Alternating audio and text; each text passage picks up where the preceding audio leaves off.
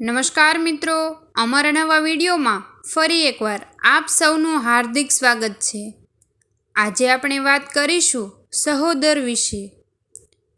વિશાખાએ પ્રેમ લગ્ન કર્યા એટલે તેના મોટા ભાઈ વિનયે બહેન સાથે સંબંધ તોડી નાખ્યો। મા બાપના મૃત્યુ પછી ભાઈએ વિશાખાને ખૂબ સારી રીતે ઉછેરી હતી। બધા લાડકોડ પૂરા કર્યા હતા। પોતે પિતાની ઓફિસ સંભાળી, ઘર સંભાળ્યું ને વિશાખાને ભણાવી। વિશાખાને કોલેજમાં અશોક સાથે પ્રેમ થયો અને ભાઈની મરજી વિરુદ્ધ લગ્ન કર્યા એટલે ભાઈએ સંબંધ તોડી નાખ્યો। વિશાખાને નાનપણથી માથામાં ગુલાબ નાખવાનો શોખ પહેલાં એના પિતાએ અને પછી ભાઈએ પૂરો કર્યો હતો। હવે તેનો પતિ અશોક રોજ મિલમાંથી આવતા ગુલાબ લાવતો અને બીજે દિવસે મિલમાં નોકરીએ જતા વિશાખાના માથામાં અચૂક પહેરાવતો। સમય જતાં અશોકને વિશાખા એક દીકરા રાજના મા બાપ બની ગયા। રાજ બંનેનો લાડકો હતો। 10 વર્ષનો સમજણો થયો ત્યારથી રોજ પપ્પાને માના માથામાં ગુલાબ નાખતો જોતો ને ખુશ થઈ કહેતો, "માં, તારા માથામાં ગુલાબ ખૂબ સરસ લાગે છે" કહીને માને છૂમી લેતો। પણ મધ્યમ વર્ગના આ કુટુંબનું સુખ કુદરતને મંજૂર નહોતું। એક દિવસ અશોકને અકસ્માત નડ્યો ને મહિનો એક હોસ્પિટલમાં રહ્યો। પેટમાં ગંભીર ઈજા થઈ હતી। ઇન્ફેક્શન વધી જતાં અશોક મૃત્યુ પામ્યો। વિશાખાના માથે આભ તૂટી પડ્યું। અશોકની સામાન્ય નોકરીમાંથી 20,000 મળ્યા। એમાંથી એક નાની ખોલી લીધી અને મા દીકરા જીવવા લાગ્યા। વિશાખાએ કદી પણ બહાર કામ નહોતું કર્યું એટલે ઘરમાં ટ્યુશન કરાવવા લાગી। અશોકના મૃત્યુને વરસ જ હજુ થયું ત્યાં તો એક દિવસ રસોઈ કરતી વખતે વઘાર કરવા જતાં તેલ વધારે ગરમ હતું ને ભડકો થતાં આંખમાં ઝાળ લાગીને તેલના ગરમ ટીપાં આંખમાં પડ્યા ને વિશાખા સીચ પાડી ઉઠી। બાજુની ખોલીમાંથી રાજે રહી ચાચાને બોલાવ્યા। સરકારી હોસ્પિટલમાં લઈ ગયા પણ વિશાખાની આંખની રોશની બુઝાઈ ગઈ। 12 વર્ષના રાજના માથે ઘર ચલાવવાની, આંધળી માને સાચવવાની જવાબદારી આવી। નાનકડો રાજ મૂંઝાઈ ગયો પણ હિંમત ન હાર્યો।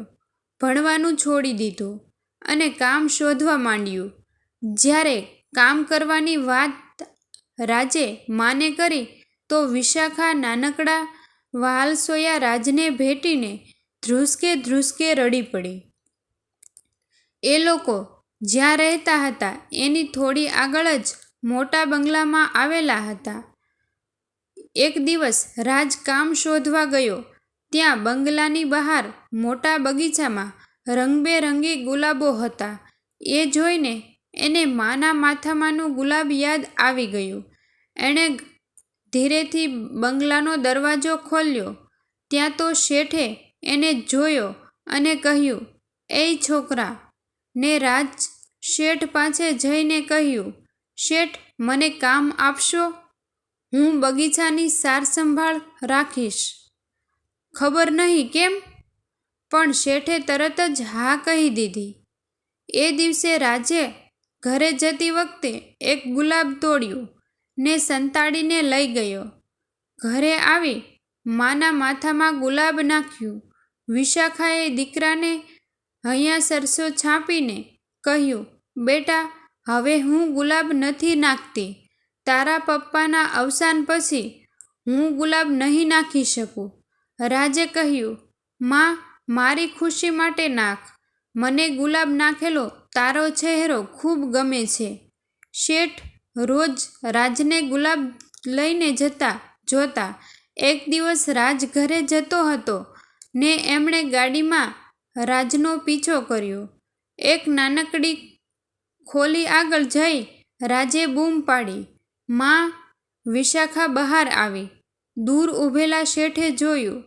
અરે, આ તો મારી નાનકડી, મારી વિશુ. એ બહાર નીકળવા જ હતો એણે જોયું તો વિશાખા લાડકી લઈને દીકરા પાસે આવતી હતી. રાજે તરત માનો હાથ પકડ્યો, ધીમેથી માને નીચે બેસાડી અને માના માથામાં ગુલાબ નાખ્યું. દૂરથી વિનય પોતાની બેનની હાલત જોઈ રડી પડ્યો. મારી વિશુ, મારી બેન, વર્ષોથી તારા કોઈ વાવડ નહોતા ને આજે તું મળી તો કેવી હાલતમાં! તે મને કંઈ કહ્યું પણ નહીં બેન. મનોમન રડી પડ્યો.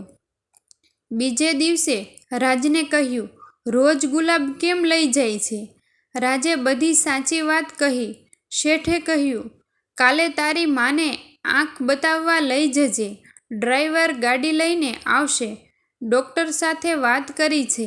બીજે દિવસે ડૉક્ટરને બતાવી વખતે વિનય દૂરથી પોતાની બેનને જોતો હતો. ડૉક્ટરે કહ્યું, ઓપરેશન કરવાથી આંખની રોશની પાછી આવી શકે છે.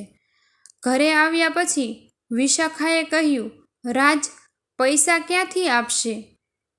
રાજે કહ્યું, માં, મારા શેઠ ઓપરેશનના પૈસા આપશે, ચિંતા નહીં કર. ત્રીજે દિવસે ઓપરેશન હતું. 3 કલાક ઓપરેશન ચાલ્યું. રાજ ત્યાં જ હતો. વિનય દૂર રહીને પણ પોતાની બેન સાથે જ હતો. ડૉક્ટર વિનયનો દોસ્ત જ હતો. 4 દિવસ પછી વિશાખાના આંખની પટ્ટી ખોલી. ધીમે ધીમે આંખ ખોલતા સામે જ પોતાના દીકરા રાજને જોઈને આંખમાં આંસુ આવી ગયા.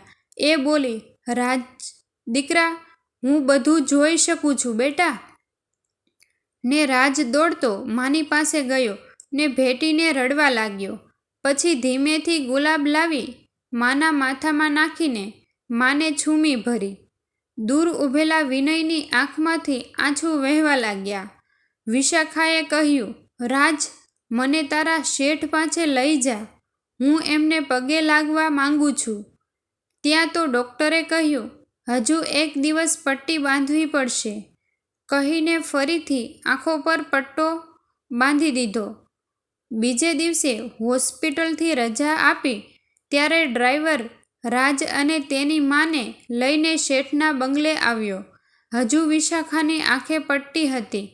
માને ખુરશી પર બેસાડી શેઠે ઈશારાથી રાજને ધીમેથી પટ્ટી ખોલવા કહ્યું ને રાજે ધીમેથી પટ્ટી ખોલી. વિશાખાએ આંખ ખોલીને જોયું તો ચારે તરફ ગુલાબ હતા. એણે કહ્યું, રાજ બેટા. ને રાજે કહ્યું, માં, આ મારા વિનય શેઠનો બંગલો છે. ને વિશાખાની પાછળ ઊભેલો વિનય બહેનની સામે આવ્યો. રાજે કહ્યું, હા માં, આજ મારા શેઠ. વિશાખાએ કહ્યું, રાજ, આ તો મારા મોટા ભાઈ છે કહી પગે પડી. વિનય બહેનને ભેટીને બોલ્યો, મારી નાનકી, મારી લાડકી બેના, આટલું દુઃખ હતું તો પણ મને કહ્યું નહીં. વિશાખાએ રડતા રડતા રાજને બોલાવીને કહ્યું, રાજ, આ તારા મામા છે. ને રાજ શેઠને જોઈ જ રહ્યો ને કહ્યું, શેઠ. વિનય બોલ્યો, શેઠ નહીં, મામા કહે, મારા દીકરા. ને રાજ મામાને પગે પડ્યો. વિનયે એક લાલ ગુલાબ તોડી પોતાની લાડકી બહેનના માથામાં નાખીને માથે હાથ ફેરવ્યો. ત્યાં તો રાજ બોલ્યો, માં, ગુલાબ નાખેલો તારો ચહેરો મને બહુ ગમે છે કહીને માને છૂમી લીધી અને જાણે કે આખો ગુલાબનો બગીચો મહેકી ઉઠ્યો. આવા જ નવા જાણવાલાયક અને દરેકના જીવનમાં ખૂબ જ ઉપયોગી બની શકે તેવા વિડીયો જોવા માટે અમારી ચેનલને લાઈક, શેર અને સબસ્ક્રાઈબ કરવાનું ભૂલશો નહીં મિત્રો. જો તમને અમારો વિડીયો પસંદ આવ્યો હોય તો તમારા સગા સંબંધીઓ તેમજ તમારા મિત્રો સાથે વિડીયોને શેર કરવાનું ભૂલશો નહીં. થેન્ક યુ મિત્રો.